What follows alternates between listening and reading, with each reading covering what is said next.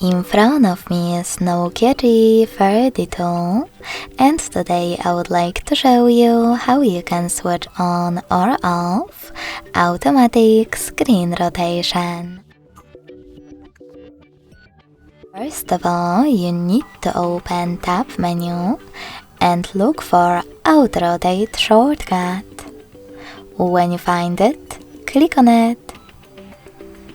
As you can see, my shortcut is now blue.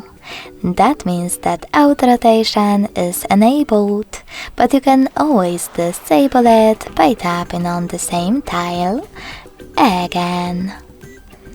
Thanks so much for watching. If you enjoyed this video, don't forget to leave a like, comment and subscribe.